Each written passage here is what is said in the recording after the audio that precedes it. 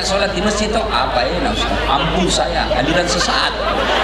Kenapa kau bilang aliran sesat? Dia bilang sholat subuh Jumat 3 rakaat. Saya bilang bukan 3 rakaat, itu namanya sujud tilawah dong. Maka itu imam kalau kau mau sujud tilawah jelaskan dulu sama makmum. Malam ini malam Jumat kita sujud tilawah membaca surah As-Sajdah, di ayat ke ini kita sujud. Jelaskan. Jangan yang panjang-panjang. Yang kedua kata Nabi, baca. Di belakang kenapa diungkaskan? Barangkali ada ibu-ibu yang mau sekali kentut.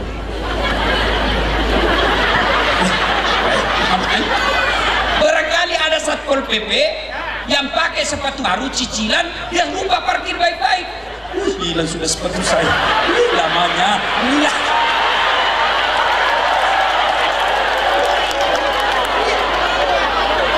Iya. Barangkali ada.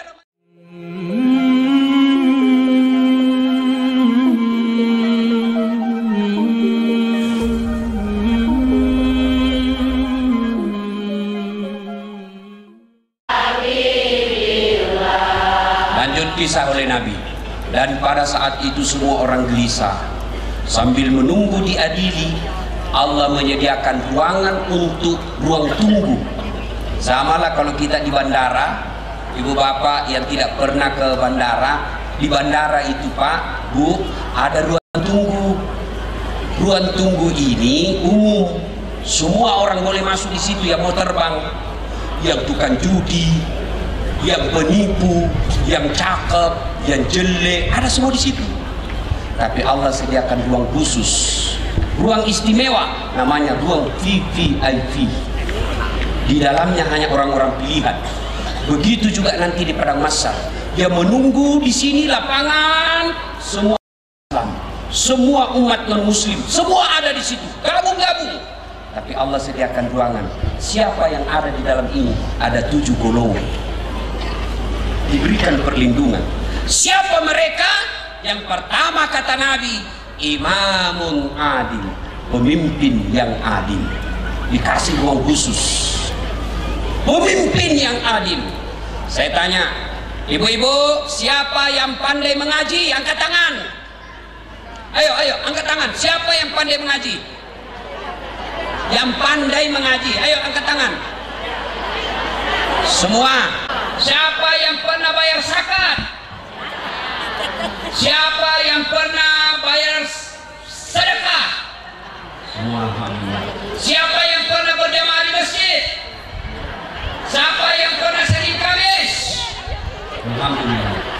Di sini siapa bupati? Siapa bupati? Hanya satu aja. Berarti keliru dan rugi besar apabila bupati yang satu-satunya Allah kasih di kabupaten ini tidak memudahkan masuk ke dalam surga. Ya, mubalik, penghafal Quran, puasa Senin Kamis, yang rajin berjamaah banyak Pak. Tapi bupati hanya satu. Maka rugi kalau bupati tidak memanfaatkan, memudahkan dirinya masuk ke dalam surga. Kenapa? Sendiri aja. Kenapa penting jadi pejabat memudahkan masuk surga? Contoh, bupati pergi sholat subuh berjamaah di masjid. Assalamualaikum warahmatullahi wabarakatuh. Assalamualaikum warahmatullahi wabarakatuh. Bapak cari mana ini kepala dinas pendidikan? Tidak pernah juga datang-datang di masjid ini. Mana ini? Nggak pernah saya dapat sholat subuh. Besok Satpol PP, polisi setengah. Satpol PP kan polisi setengah, gitu. Dia akan ngomong kepada kepala dinas pendidikan, Pak Kadis, tadi Pak Bupati sholat subuh di Masjid Agung, Bapak dicari, beliau katakan tidak pernah saya dapat itu kepala dinas sholat jamaah. Besok Pak, belum salat subuh azan sudah ada kepala dinas pendidikan di masjid. Itulah hebatnya jadi bupati. Tiba-tiba ada rakyat, Bapak Bupati jalan di kantor ke desa-desa. Beliau melihat ada fakir miskin, didatangi. Bu, gak punya beras? Gak punya beras Pak. Telepon kepala dinas pertanian. Pak Kadis, Ini ada masyarakat nggak punya beras. Kamu kok nggak pernah urus-urus ini, besok bawakan beras ya. Datang beras, belum besok sudah datang. Kalau saya telepon Pak Kadis, ya Ustaz, bawakan beras besok. Ya Pak Ustaz, insya Allah Ustaz. Telepon lagi belum datang, insya Allah Ustaz.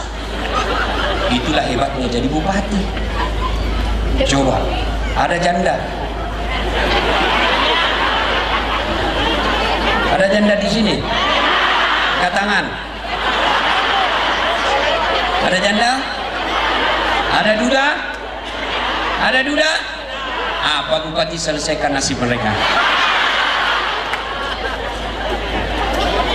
Jadi ibu-ibu janda jangan juga mengharap bujang. Cukup yang duda dengan janda. Ibu-ibu mau gampang masuk surga? Mau? Betul. Ibu-ibu tahu nggak? Di Quran itu kan ada 4 jenis rumah tangga. Ya, Bu. Yang pertama, suaminya beriman, istrinya kafir. Ini keluarga Nabi Lut. Ada juga istrinya beriman tapi suaminya kafir. Nah, ini Fir'aun laknatullah alaihi. Ada juga istrinya kafir, suaminya pun kafir. Abu Lahab.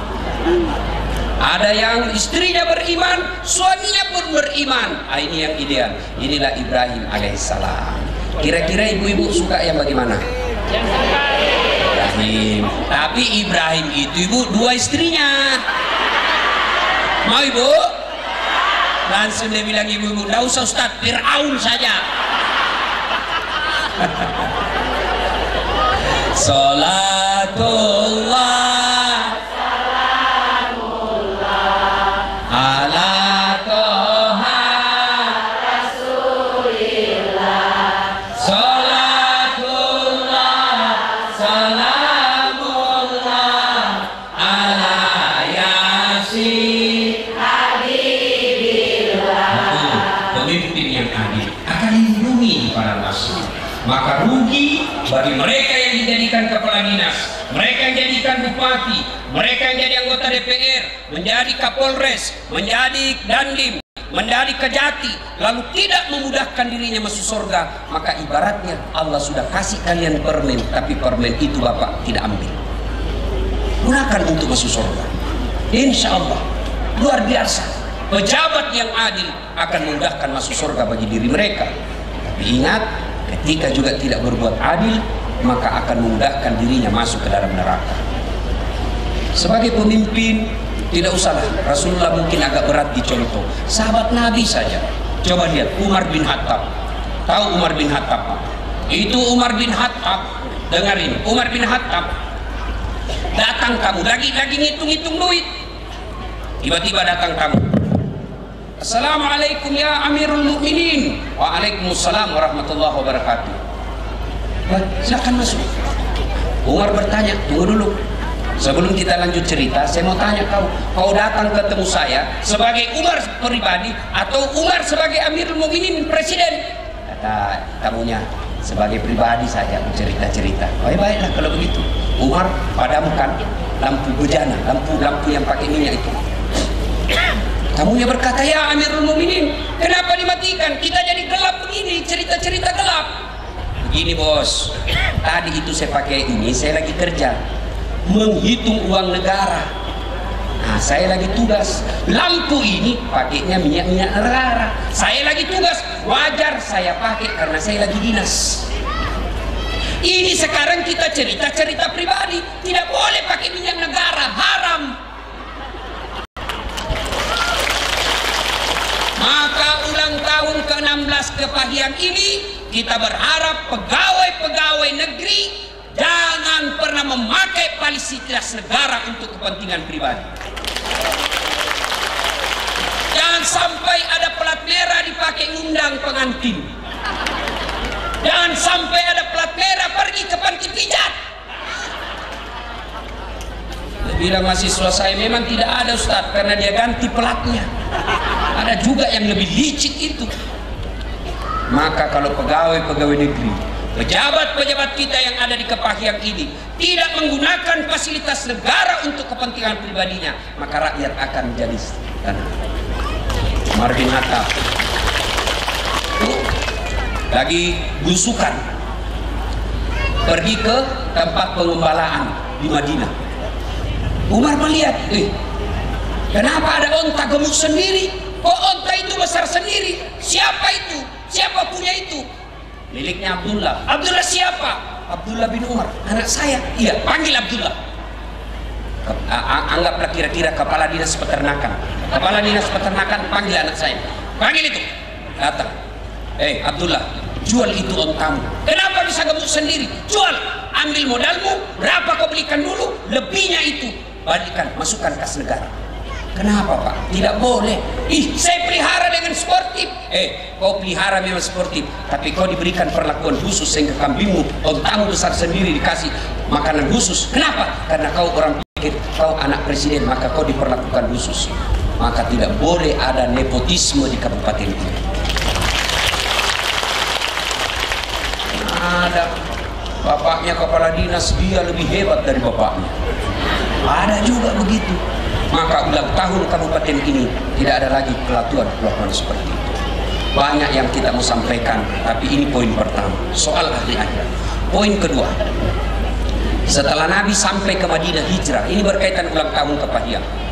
Nabi sampai ke Madinah hijrah, dan Nabi disambut oleh lagu Tala al-badru alaina min saniyatil wada wajah syukuru alaina ja'alillahidah. Inilah yang melatar belakangi ada ulama yang menghalalkan lagu, karena Nabi disambut oleh lagu waktu itu. Nah, sekarang ada anak-anak belajar agama, rasa-rasanya hanya dia mau masuk surga. Ada kan begitu? Semua haram, lagu haram, dengar musik haram. Lagu itu tergantung jenisnya. Kalau lagunya lagu dakwah boleh, lagunya Werama boleh. Ibu-ibu pulang suaminya menyanyi halal. Lagunya apa? Suami duduk-duduk di kursi, ibu peluk-peluk sambil menyanyi. Bila kamu di sisiku, hati rasa syahdu. Boleh kalau lagu begitu, menangkan hati suami. Suami masuk kamar, berantakan kamarnya, suami marah lagi, ibu peluk dari belakang sambil menyanyi. Insaflah wahai manusia. Boleh begitu, boleh. Jangan juga mentang-mentang suaminya sudah pensiun, sudah tua-tua mulai pikun-pikun, sakit-sakit, dia pangkulah suaminya di kepalanya, lalu dia menyanyi. Bila Israel datang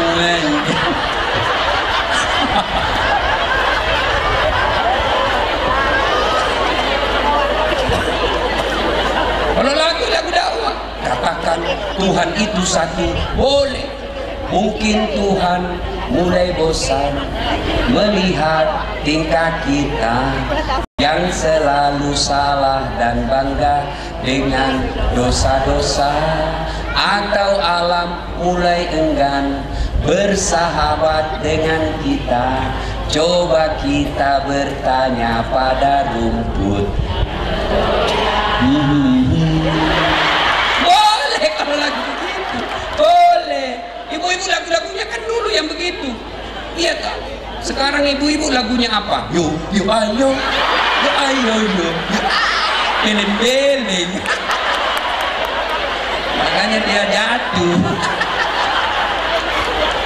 hancur kok, gas memang. Ibu-ibu majelis taklim sudah tinggalkan lagu-lagu begitu, ibu, ya. Sudah tinggalkan. Masa ibu majelis taklim tiap bulan dengar ceramah, 4-3 kali dengar pengajian, masa masih mau lagu-lagu yang menyesatkan? Katanya majelis taklim, tapi olahraga kok campur-campur laki perempuan. Pak Bupati, kalau bisa ada namanya senam Jumat sehat, boleh. Perempuan boleh olahraga supaya dia sehat, karena kalau kita sakit repot ngurus anak. Tapi jangan campur-campur. Senam boleh, laki-laki sebelah kanan gedung, perempuan sebelah kiri gedung, supaya tidak campur. Ini tidak. Ibu-ibu di depan, bajunya tipis, roknya tipis, dia di depan. 1, 2, ada bapak-bapak di belakang. Tidak. Bagaimana tidak hancur? Beleng-beleng. Ada begitu di sini. Ada. Nah, kita mudah-mudahan ulang tahun 16 ini kita tinggalkan yang begitu. Ya, putar ke kiri, putarlah ke kanan. Apa gunanya itu? Ya, beleng-beleng. Kita dulu kecil, zamannya Pak Wali Kota, Pak Hilmi, lagu kita dulu bagus-bagus, Romai Rama. Mengapa minuman itu haram? Karena merusak kepikiran. Mengapa berzina juga haram? Karena itu cara binatang. Mengapa semua yang asik-asik itu diharamkan? Mengapa semua yang enak-enak juga diharamkan? Jawabannya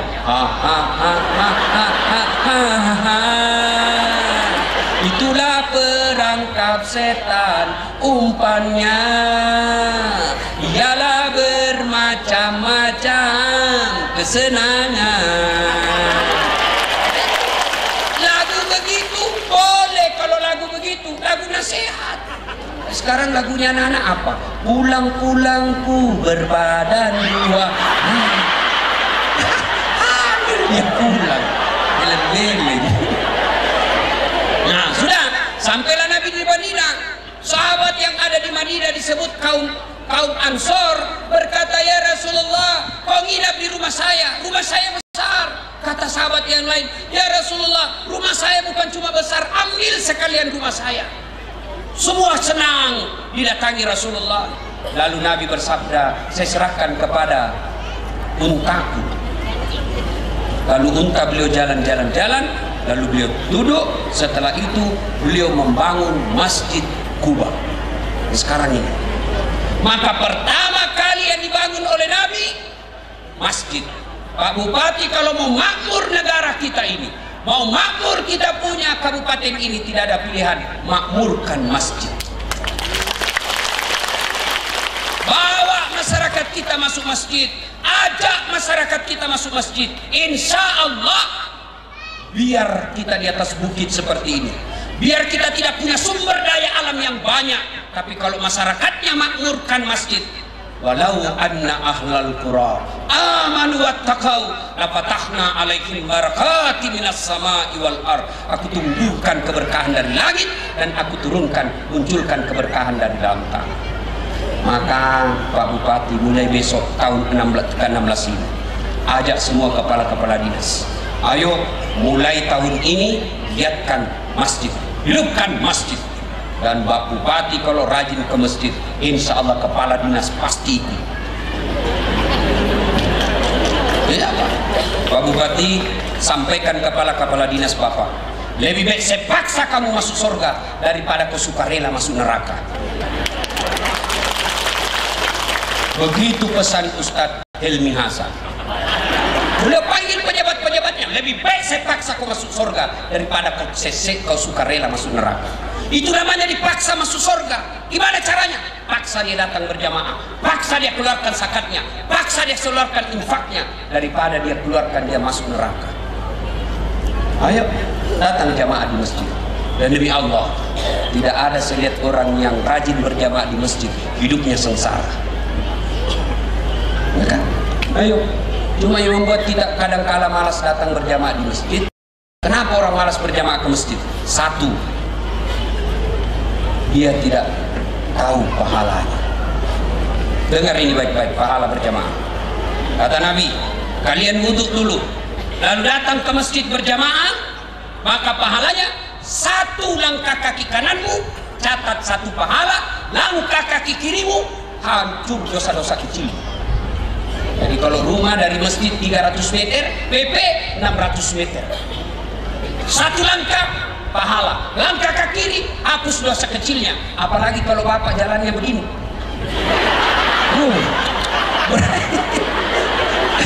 Berapa langkah kaki itu?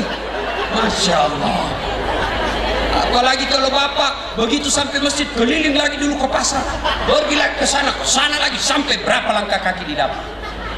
Yang kedua, pahala berjamaah. Kata Nabi, seluruh materi yang kelewati, pagar, aspal, dinding, tembok, semua akan jadi saksi di akhirat kelak. Dia akan berkata, ya Allah, jangan kau masukkan dia neraka, masukkan dia surga. Saya saksinya dia datang berjamaah di masjid.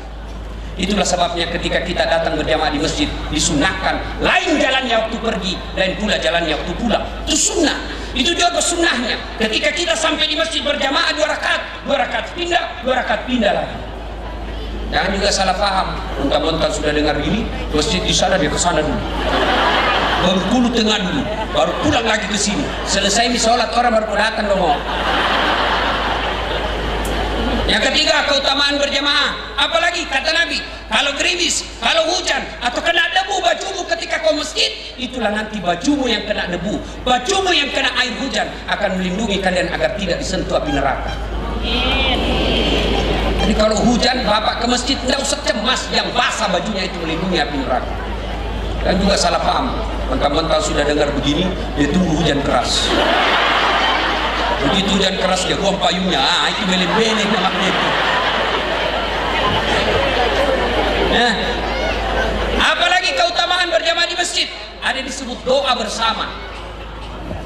Mungkin bapak ibu tidak tahu berdoa, mungkin bapak ibu banyak dosanya, doanya sampai susah diijabah Allah, tapi di dalamnya ada anak yatim, di dalamnya ada fakir miskin, di dalamnya ada orang yang teraniaya. Ustadz baca doa, orang yang di dalam mengatakan amin, maka semua orang yang ada dalam doanya dikabulkan. Itulah sebabnya selalu saya anjurkan Pak Imam kalau baca doa, kasih dengar doanya dan usahakan baca doa yang umumnya orang hafal. Karena kadang-kala ada imam yang kita berdoa, kita tidak tahu apa dia minta. Kita tinggal minta saja di belakang, amin, amin. Jadi, amin, amin. Berjelas bos. Siapa tahu yang jadi imam anak muda? Ya Allah berikan kami jodoh. Dia bilang bapak di belakang, amin. Karena sudah ada istrinya pun di belakang mengatakan amin. Ibu kabelkan suaminya kawin lagi. Yang ketiga, penyebab orang malas datang berjamaah ke masjid. Yang kedua apa? Karena dia tidak lihat pahalanya. Coba kalau Pak Wali Kota, Pak Bupati umumkan di tempat ini, siapa yang datang berjamaah sholat subuh diberikan pembeli pulsa 200.000, beras 50 kilo. Saya yakin jam 5 sholat subuh, jam 10 malam sudah penuh masjid. Padahal kata Nabi, kalau kalian lihat pahala sholat jamaah subuh, kalau kalian tahu dan lihat pahalanya itu, maka kalian akan datang ke masjid walaupun kalian akan merangkak besarnya pahala berjamaah. Yang ketiga, yang menyebabkan orang malas datang berjamaah ke masjid, manajemen masjid tidak bagus.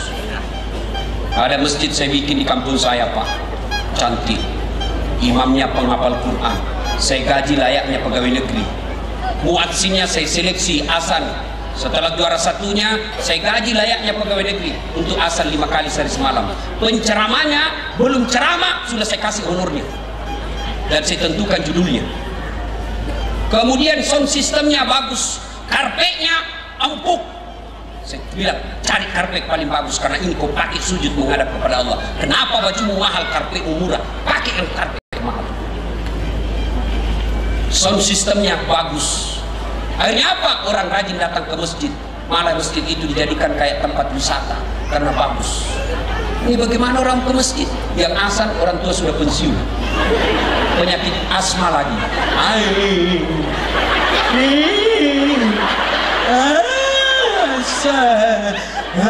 Dia bilang itu lagi yang asal itu lagi. Bagaimana orang mau ke masjid? Sound sistemnya begitu takbir langsung story. Allahu Akbar.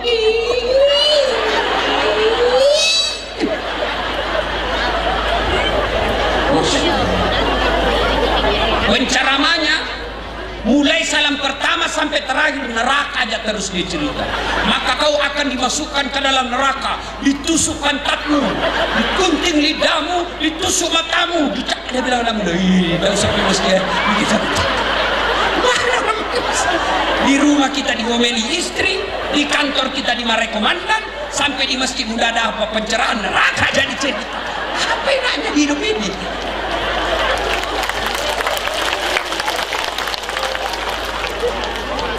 Dapat lagi imam yang balik-balik sunnah Nabi. Nabi katakan, kalau kau jadi imam, ringkaskan bacaan sholatmu sunnah. Itu Nabi katakan, ringkaskan. Itulah sebabnya sunnah ketika imam sebelum angkat takbir balik ke belakang dulu, balik dulu ke belakang. Tujuannya apa? Kita mau lihat siapa pasukan kita. Siapa tahu banyak pensiun, asam urat. Kau siksa kalau lama berdiri. Naik lagi. Ada anak muda pulang sholat. Enak sholat di masjid tuh apa enak Ustaz? Ampun saya, aliran sesat. Kenapa kau bilang aliran sesat? Dia bilang sholat subuh Jumat 3 rakaat. Saya bilang bukan 3 rakaat, itu namanya sujud tilawah dong. Maka itu imam kalau kau mau sujud tilawah, jelaskan dulu sama makmum. Malam ini malam Jumat kita sujud tilawah, membaca surah As-Sajdah, di ayat ke ini kita sujud. Jelaskan. Jangan yang panjang-panjang. Yang kedua kata Nabi, baca. Jadi di belakang kenapa diungkaskan? Barangkali ada ibu-ibu yang mau sekali kentut.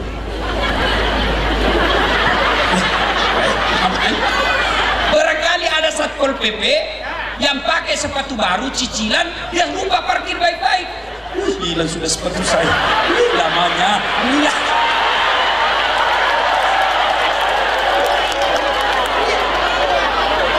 Iya.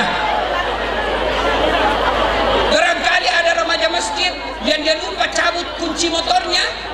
Dia lupa di kuncinya sudah rakaat pertama baru. Wih, motor mati.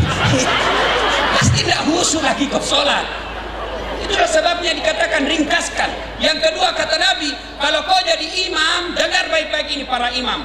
Kalau kau jadi imam, baca yang umumnya orang hafal. Tujuannya apa? Satu, supaya orang bisa khusyuk mengikuti. Coba kalau imam membaca wadduha, kita bisa ikut. Imam membaca watin, kita bisa ikut. Kenapa? Kita hafal. Tapi begitu imam membaca surah Al-Baqarah ayat 10 sampai 102, dia khusyuk dengan bacaannya, kita khusyuk dengan hayalan. Kita mau ikut, tidak dihafal, kita mau sujud, belum selesai, terpaksa dibaca semua pengumuman di dinding. Keadaan keuangan masjid, pengeluaran. Ayo. Selesai dibaca itu pengumuman satu tripleks, belum selesai Pak Imam, dibaca lagi kalender. Persatuan Buruh Republik Indonesia cabang Kabupaten Kebahian. Belum juga selesai dibaca lagi bajunya orang, Caleg DPR RI.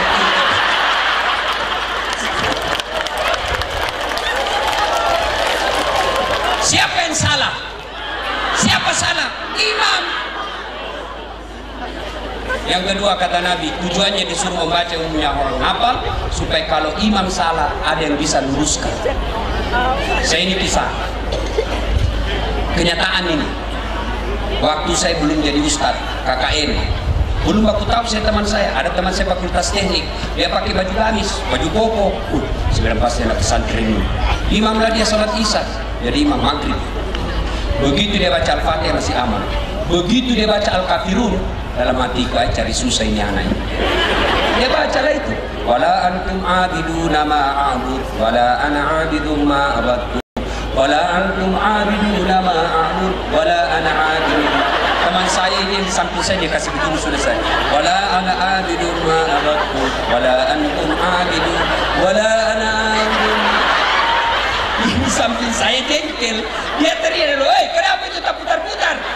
Pas sudah bilang ini imam, ini juga aku pikir, bubar Pak, bubar akhirnya kita sholat. Siapa yang salah? Siapa salah? Siapa salah? Imam. Ini fakta lagi waktu saya masih SMP di kampung. Sholat asar, sujud imam. Lama sekali, tidak biasanya lama begitu. 1 menit kok lama betul. Ada kawan saya tidak tahan, dia angkat kepalanya. Langsung "Woi, bilang imam." Ternyata yang ditunggu keluar. Dia keluar lewat pintu sampingnya masjid. Kacau, bubar sholat. Selesai sholat, kita tanya, "Pak Imam, kenapa kau tinggalkan saf?" Dia bilang, "Saya kentut, nak." "Pak Imam, lain kali kalau kentut kasih bangun dulu supaya kita lihat kau keluar." Dia bilang, "Justru saya sengaja, nak, karena saya malu kau lihat saya." Kacau. Siapa salah? Siapa salah? Siapa salah? Imam. Makanya dalam fikih sholat berjamaah diajarkan siapa saja boleh jadi makmum. Orang gila sampai orang sadar boleh jadi makmum. Mulai dari orang belum balik sampai orang tua boleh jadi makmum. Mulai orang awam sampai orang paling cerdas boleh jadi makmum. Tapi imam tidak boleh. Fikihnya mengajarkan tidak boleh sembarang milih imam. Kenapa? Salah milih imam, kalian kacau salat jamaah. Kepahiang 2020 ini milih imam. Hati-hati milih imam. Salah milih imam, kacau kampung kita. Jangan pilih imam karena duit. Jangan pilih imam satu partai karena satu partai saja. Jangan pilih imam karena keluarga. Jangan pilih imam karena dikasih duit. Tapi pilihlah imam yang betul-betul Anda yakini bisa membawa kabupaten kalian menjadi lebih baik.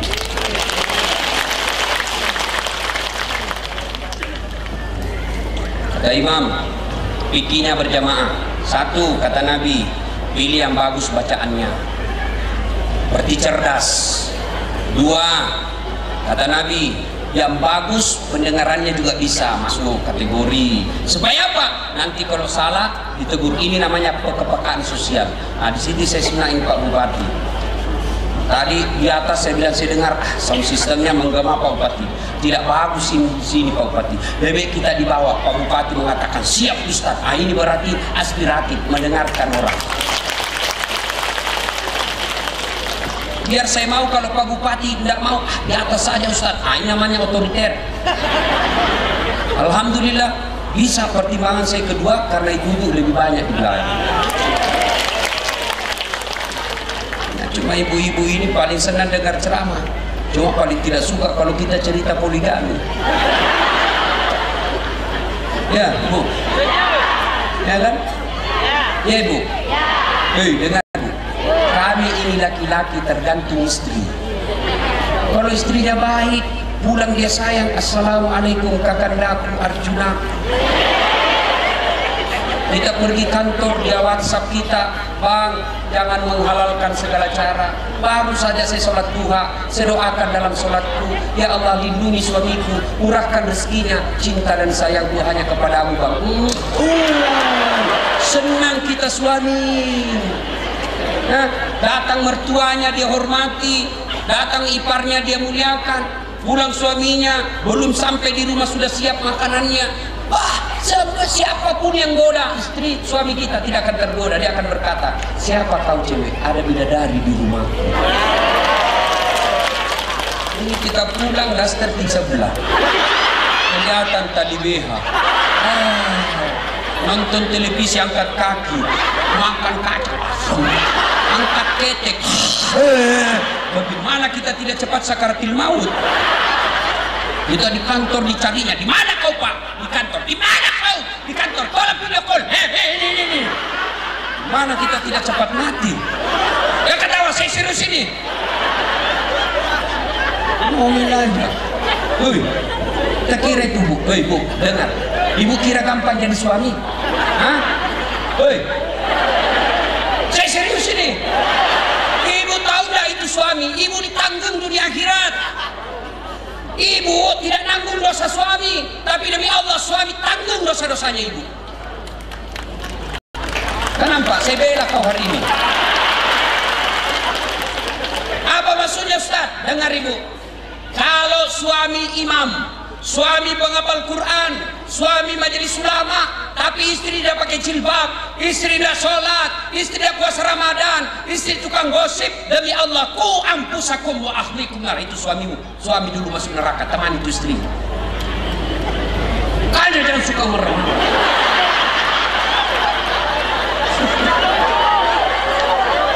Ibu, sebaliknya, suaminya tukang gosip, suaminya penipu, suaminya koruptor, suaminya pengedar narkoba, suaminya pezina, suaminya tukang judi, suaminya pemabuk, istrinya soleha dan taat agama, tidak ada urusan dengan suamimu. Bahkan Nabi katakan tadkhulul jannata bisalam. Ibu, kau masuk surga dengan pilihan mana kau suka.